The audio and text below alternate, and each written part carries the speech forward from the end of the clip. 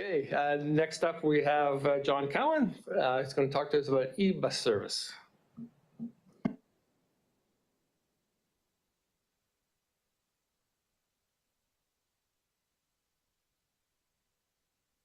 Just get you to push the button there so the light comes on. No, on the console itself. Yeah, there you go. Yeah, perfect. Okay, thank you. That's better. I didn't think it was that loud. So anyway, start again. So Mayor Holmes, city councilors, ladies and gentlemen, thank you for having me.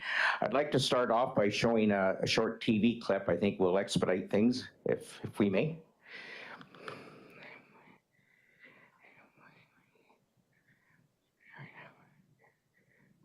The city of Penticton currently has no intercity bus service that connects to the Lower Mainland. While local transit runs within the South Okanagan, residents looking to leave the region have few options. Penticton last saw a direct bus connection to Vancouver in 2018, when Greyhound ended their service across Western Canada. Well, your options to get out of Penticton, if you live in Penticton currently and you don't own a vehicle, your only option is to fly either to Calgary or Vancouver. And for a lot of people living in Penticton, that's not an affordable option. So many people I see on this Penticton Facebook group, Locals Helping Locals, going on social media, pleading with complete strangers. They're so desperate to get a ride to Vancouver and they're offering to pay the gas because they don't have a car or any other means to get to the coast. While Penticton remains without a long-haul bus, intercity routes do operate elsewhere in the Okanagan. E-bus services run through Kelowna, Kamloops, and Vernon, using the Coquihalla Highway to connect with Vancouver. Is there demand for a sustainable service to operate, say, from Penticton into the greater Vancouver area? We have had conversations with Mayor and Council of the City of Penticton. It's not that we're not considering it, it's just there's appropriate steps that have to be followed, and we're looking at all of the options. The proposed route would extend service to southern Okanagan communities, offering another affordable way to travel to the Lower Mainland. There's just a lot of people that don't have a vehicle, they can't afford to fly, they need this bus. Cowan has started a petition for the proposed route and has gained over 1,400 signatures to date. The petition will be brought to Penticton City Council on April 21st, in hopes that the city opens the door to conversations to bring long-haul bus service back to the city. With Rogers TV Penticton, I'm Matthew Deiser. Thank you, Kendra. So you're probably looking at me wondering, well, why is this guy doing this? Why is he advocating for this? And I'll tell you why. I've been a transportation advocate my entire life. It's something I'm very passionate about. I will admit that I steer more towards trains than anything else. I'm a huge train fanatic. That in conjunction with a 35-year successful career at Canadian Pacific Railway. And so 2 years ago, I relocated from the Lower Mainland, where I resided for 45 years, to Penticton. And it didn't take me long to realize after I got to Penticton, as I said on TV, that if you live in Penticton today and you don't own a vehicle, your only means is to fly. It's worse for Summerland because you don't even have an airport here, I don't believe. So I've been strongly advocating for that. So when I've taken folks up to the e-bus, I assume you're familiar with the e-bus. They're a company that took over after Greyhound folded in 2018, and they run 2 runs a day, daily runs from Kelowna. They stop at West Kelowna by the Scotiabank off Highway 97, but both runs go via Merritt and the Coquihalla, and they don't come this way at all. And what got me going with this goal, if you will, was last July, the Coquihalla Highway was closed for 3 days, you may recall. And I got very curious, and I phoned e-bus in real time, and I asked the frontline employee that answered, so what are you doing today with your 2 runs from Kelowna to Vancouver? Did you cancel them? And the gal on the phone said, no, we're detouring them on the whole Princeton Highway. So that told me right then and there that they're detouring this way when they don't have a choice. So I sat on it for about a week, and then I called e-bus a week later, and I got a hold of their customer service department. I went up the chain of command as high as they would allow me to go, and I spoke to a lady on the phone, and I said, could you not permanently reroute one of your 2 runs a day from Kelowna to Vancouver via Penticton? And she said, no, we're not interested in doing that because when we detour, it takes us an hour longer, and I checked, she's right. I checked on Google Earth, it's 65 minutes longer to drive from Kelowna to Vancouver via Penticton than via Merritt. And she said it would mess up our schedule between Kamloops and Kelowna. So I'm not one that does well when people people say no to me. So it only emboldens me to want to go further. And so I thought, no, this isn't right. I mean, Penticton is the largest city in the southern Okanagan, south of Kelowna, that's had no decent long-distance bus service since the demise of Greyhound in 2018, and this has got to change. So it took me a while to get everybody on board. I'll just say everybody.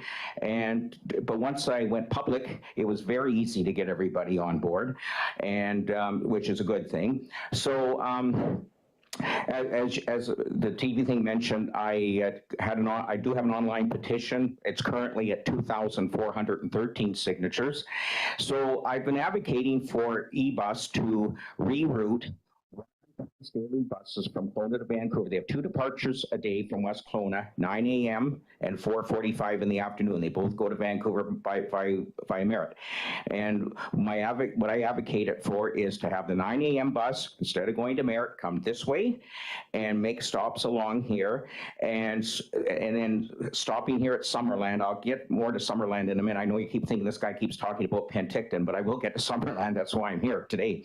But stopping at the Penticton Airport at 10:15, there was a reason why Rogers TV showed the Penticton Airport, because I don't know where in Summerland your bus terminal was when Greyhound stopped here, but unlike Greyhound had their own designated bus terminals. In Penticton, they had one on Ellis Street, downtown Penticton, but eBus doesn't operate that way. To keep their overhead down, they don't own any bus terminals. They just stop wherever they can.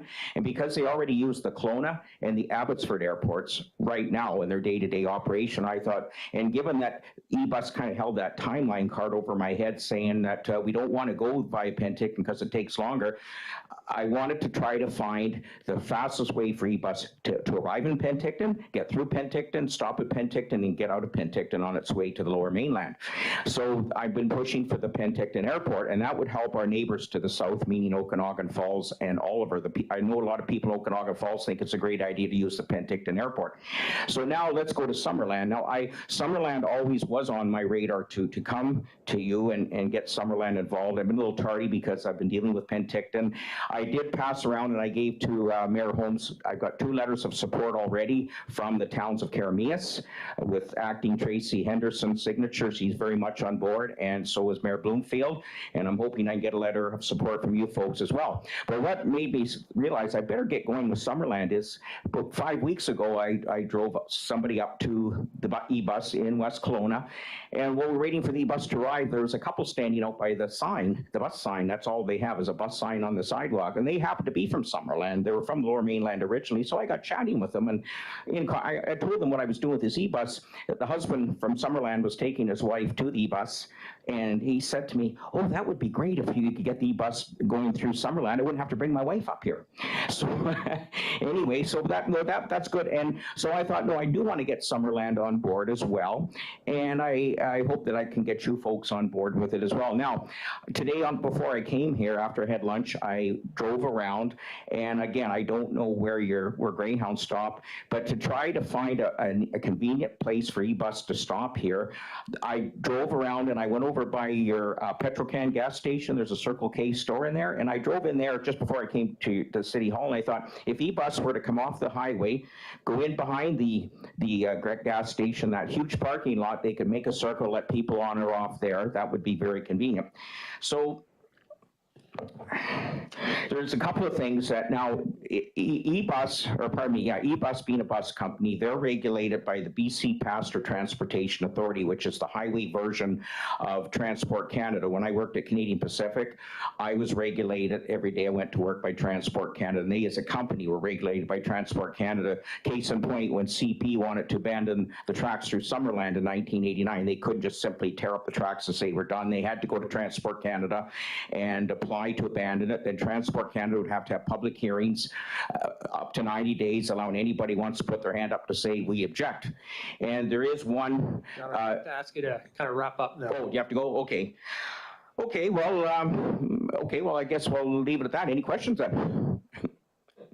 Okay. Councillor Turner. I really admire your enthusiasm. I think it's very, very interesting how much work you've done, and I think it's great because I know a lot of people would benefit from this service. I guess my question is, eBus is a business, and so they're not going to do anything unless they know they can, make it sustainable. Do you have any kind of, is there any business analysis been done in terms of what it would cost them, or the kind of demand that's in Summerland and Penticton and OK Falls? Well, you're right in that eBus is a private company. They're not a Crown corporation. And when I first started with this goal, a few people did say, well, John, eBus is a private company. You can't make them do this. And that's absolutely correct. But I do think now that I've kind of brought this out in the open, if you will, that we have to do what we can collectively to entice them to want to come here and serve us, and given that these communities have not had long-distance bus service for a number of years. I'm sure Summerland's the same as Penticton. You have an aging demographic here of people that need this bus service. And there was somebody who works for the city in Penticton said to me one day before I spoke at the city council meeting there, said, well, it's going to cost the taxpayers a lot of money to start a new service out of Penticton. I said, I'm not advocating for a new service. I'm advocating for a service that's already in existence. Just reroute it, and we would help with that. There's no way that Summerland would fill up a bus if a service started here. There's no way Penticton would. But if the bus leaves from a big location like Kelowna and West Kelowna, the bus arrives in Summerland, arrives in Penticton. You get 10 people here a day. You get 10 or 15 people a day in Penticton, and they pick up people in Karamias and Princeton. It's certainly going to help. But yes, they would have to check and see. I mean, with the exception of the last 2 years of Greyhound, because Greyhound wanted out of the business before they shut it down in 2018, the Honourable MP Helena Quinance was very much involved with. She had me fill out a petition or get 25 signatures to fast track the red tape to use the Penticton Airport. She told me, because she's from Penticton, she said the last few years of Greyhound, they had a bus arriving at 2:30 in the morning, another one leaving at 5:40 in the morning. Well, they made it so undesirable the ridership did go down, but it was very good prior to that. Councillor Betts. Well, thank you for your presentation. I'm usually the one who's told they speak very quickly. And now I feel like I've got aspirations yet in my life. Now, thank you, I do. I think what you're getting at is you would like to see a letter of support from council for this to just pass on to eBus, essentially. Is that what I'm getting? Well, that too, and then again, if I can get you kind folks on board, and then you could work your CAO with Anthony Hatta. I should tell you that Anthony Hatta, the CAO for Penticton, has been tasked after a vote by the council in Penticton to do the negotiating with eBus, and if your CAO here could work with Mr. Hatta, all work together, that would be great.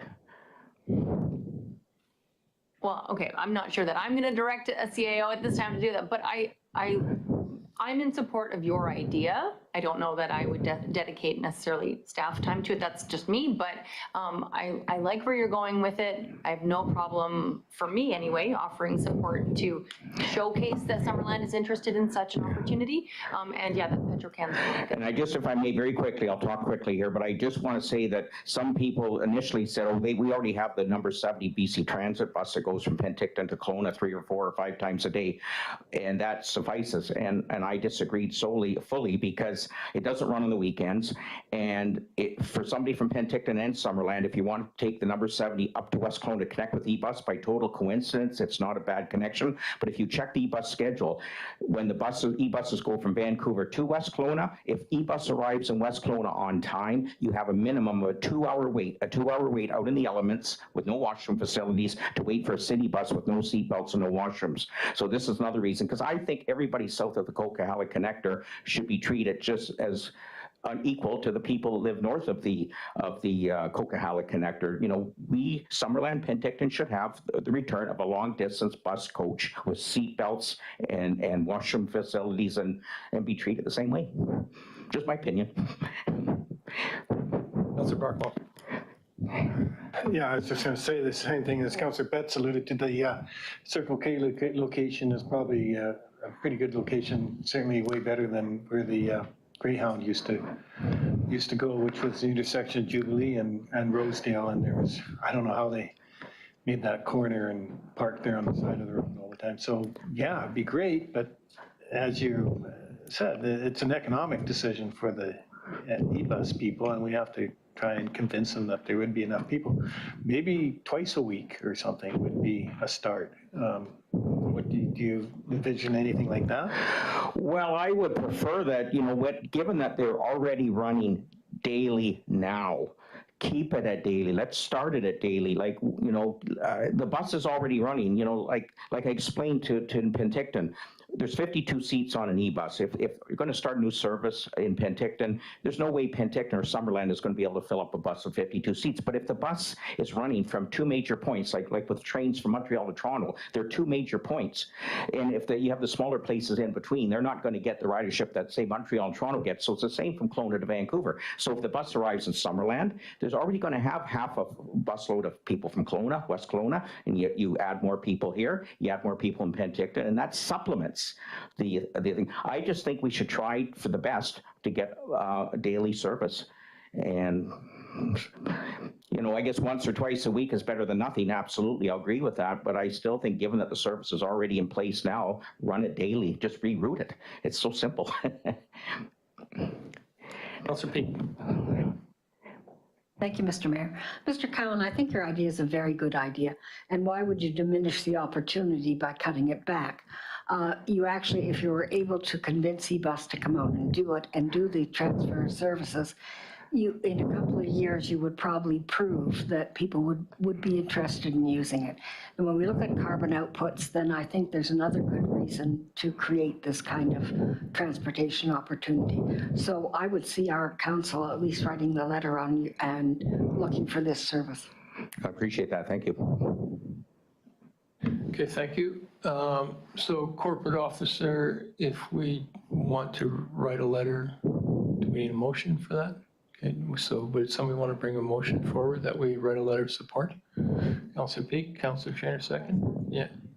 It might be worthwhile to get Destination Summerland to sign on our letter too, or do a joint letter. I think it's good to have tourism added on to that as well, because I think this is an opportunity for people who don't have money to drive up here or fly up here to take the bus up. So It's a good it idea. might be a good idea to add that on. We can forward it to Destination Summerland, yeah. Okay, thank you. Or CC them, or even. So. Okay, any further discussion? I'll call the question. All in favor? And none opposed. That carries. Thank you, Mr. Cowan. Thank you, Mayor Holmes. Thank you for having me. Thank you. Okay, thank you.